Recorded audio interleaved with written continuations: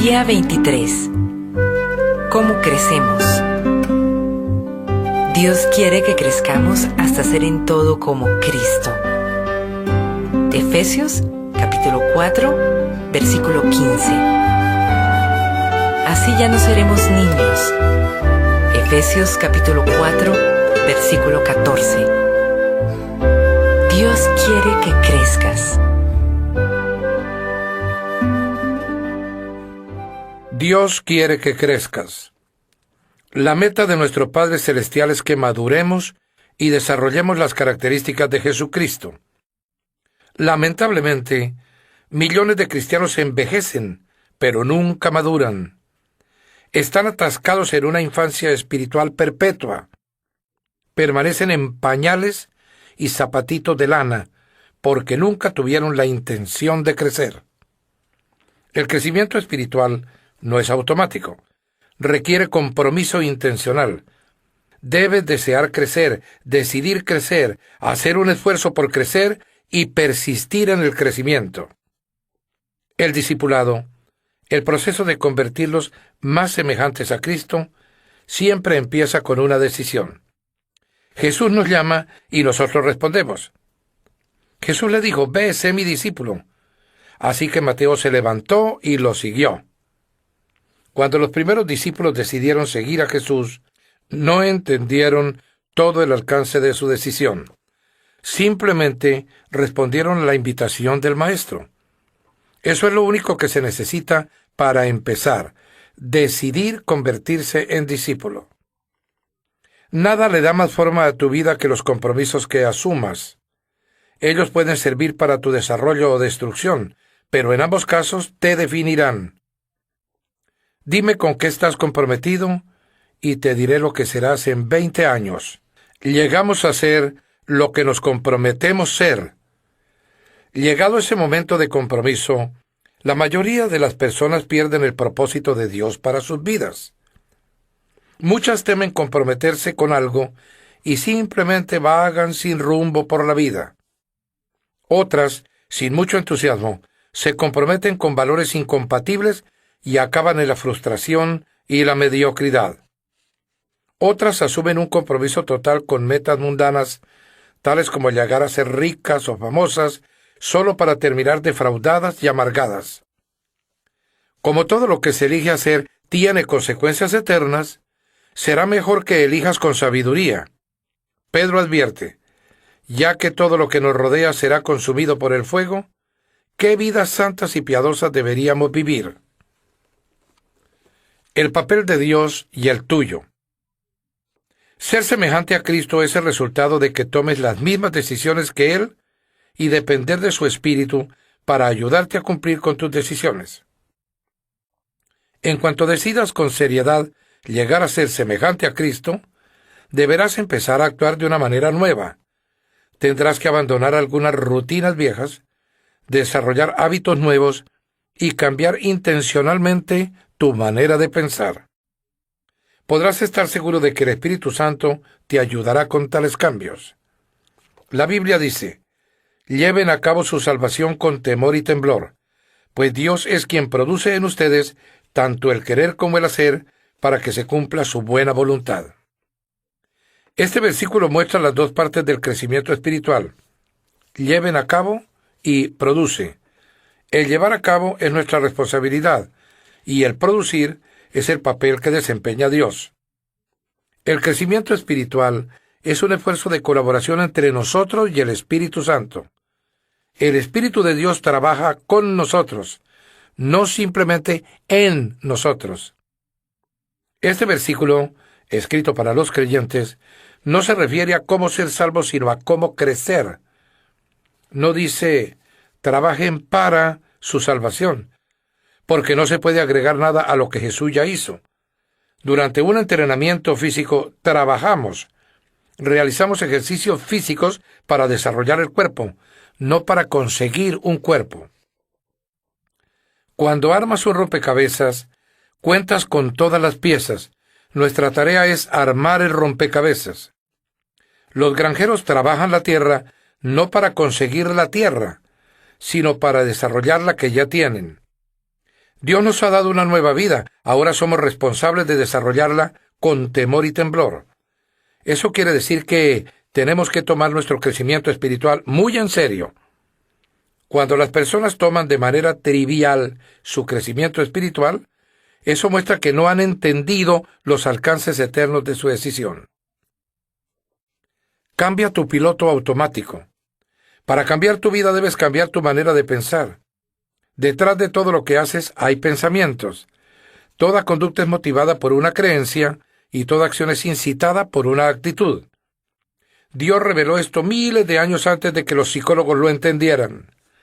Tengan cuidado de cómo piensan. La vida es modelada por sus pensamientos. Imagina un paseo en un bote con motor en un lago, con el piloto automático puesto en dirección hacia el este. Si decides dar vuelta atrás y dirigirte al oeste, tienes dos posibles maneras de cambiar el rumbo del barco. Una es tomar el timón y físicamente obligarlo a que se dirija en la dirección opuesta a la que señala el programa del piloto automático. A pura fuerza de voluntad, podrías vencer al piloto automático, pero sentirías la resistencia todo el tiempo. Finalmente, tus brazos se cansarían de la tensión, soltarías el timón y el barco retomaría inmediatamente el rumbo en dirección al este, de acuerdo con su programación interna. Esto es lo que sucede cuando tratas de cambiar tu vida a fuerza de voluntad. Dices, me obligaré a comer menos, haré más ejercicio, dejaré de ser desorganizado y de ser impuntual. Sí, tu fuerza de voluntad puede producir un cambio a corto plazo, pero crea una tensión interior constante porque no has tratado la causa desde su raíz. El cambio no se siente como algo natural, así que finalmente te rendirás, abandonarás la dieta y dejarás de hacer ejercicios. Rápidamente volverás a tus viejos patrones. Hay una mejor y más fácil manera. Cambia el piloto automático, tu manera de pensar. La Biblia dice, dejen que Dios los transforme en una nueva persona, cambiando su forma de pensar. El primer paso en el crecimiento espiritual es empezar por cambiar la manera de pensar. El cambio siempre comienza en la mente. La manera en que pienses determinará cómo te sientes, y cómo te sientes influirá en cómo actúas.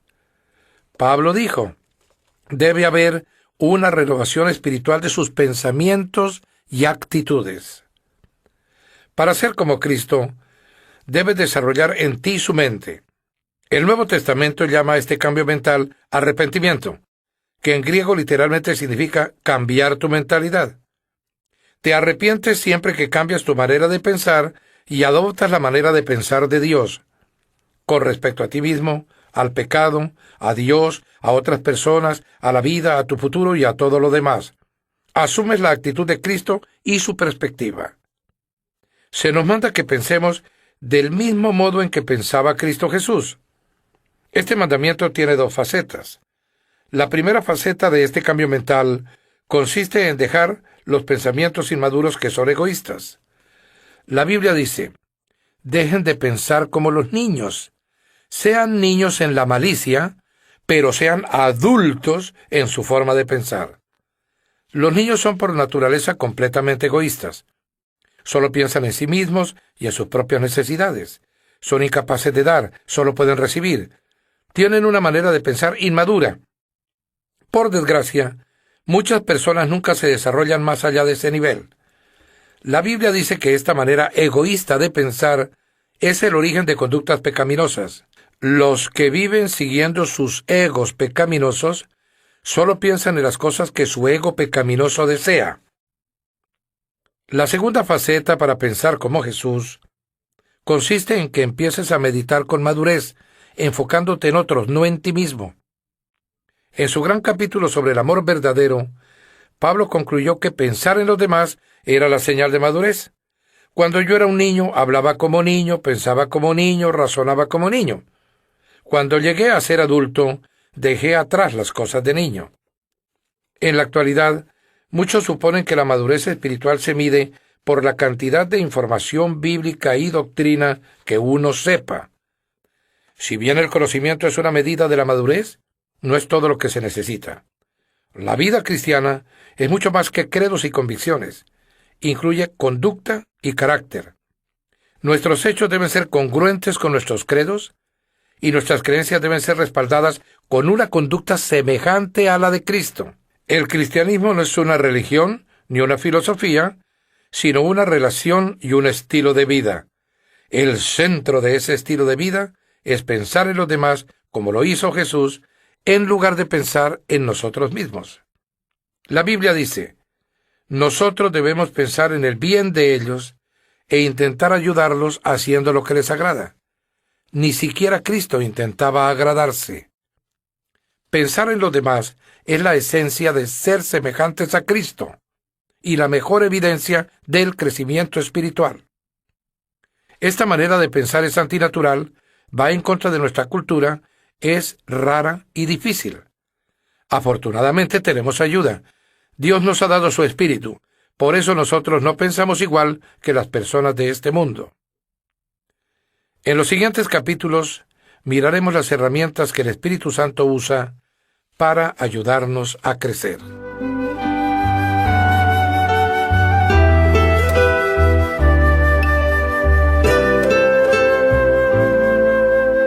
Pensando en mi propósito, día 23. Punto de reflexión. Nunca es demasiado tarde para empezar a crecer. Versículo para recordar. Cambien su manera de pensar para que así cambie su manera de vivir y lleguen a conocer la voluntad de Dios, es decir, lo que es bueno, lo que le es grato, lo que es perfecto. Romanos, capítulo 12, versículo 2. Pregunta para considerar. ¿Cuál es una de las áreas donde necesito dejar de pensar a mi manera y comenzar a pensar a la manera de Dios?